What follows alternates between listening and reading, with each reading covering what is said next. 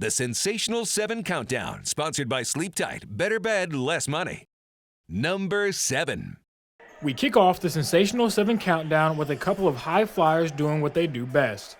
First, it was Nestor DeBoyne working the block and then putting down the two-hand jam to get the three-point play, but he wasn't done just yet. And then later on, he would take on the point guard role and take it himself, and everybody just got out of his way. Smart thinking. He would put down another monster dunk to help IC improve to 9-0. And over at Western Illinois, Josiah West showed off his high-flying abilities with this two-hand flush in transition off the miss. West was there to clean it up with a little excitement. Man, those two can flat-out fly. Number 6. We head over to the Monroe City tournament where the host squad had their hands full against the South Shelby Lady Birds. But Kaylin Chapman would make things entertaining. Just before the horn, the junior would grab the offensive rebound, spin between the double team, and lay it in for two. Some great moves inside to give her squad some momentum heading into the break. Number 5. More from the Monroe City tournament and first round action where the Marion County Mustangs would get a heavy dose of Callie McWilliams. She was all over the place on both ends of the floor with steals, layups, any way you could think to score, she was doing it. McWilliams finished the game with 32 points, 10 rebounds, 8 steals, and 7 assists.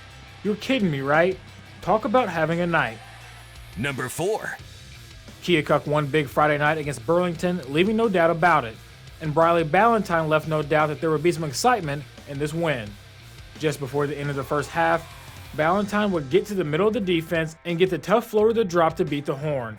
Happy Ballantyne Day, everyone. A fantastic play that was from her. Number 3. Quincy Notre Dame took care of business against the Hannibal Pirates Saturday night behind the continued great play from Jace Allensworth. Just before the halftime buzzer, the Raiders' three-point attempt wouldn't go, but Allensworth would come flying in to lay it in to extend their lead. This young man continues to play good basketball and has shown no signs of slowing down anytime soon. Number 2. The Macomb Bombers lost for the first time this season at the hands of Farmington, but that would make this game quite interesting. Just before the end of regulation, Malachi Conley would get some separation and let a three-pointer fly fading away, and he would drain it to send this game into overtime. What a shot that was from him to provide some free basketball, if you will.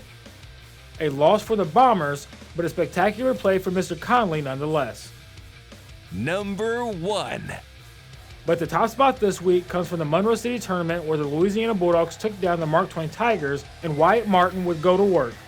Off the turnover, Quincy Moody would find Martin up the floor, and then he was set for liftoff. Just check out the ups from him, almost hitting his head on the backboard as he threw this thing down. That is quite impressive. And no, there is absolutely no Bulldog bias here whatsoever. Fun stuff from Mr. Martin, which is why he has earned top spot this week, Sensational 7 style.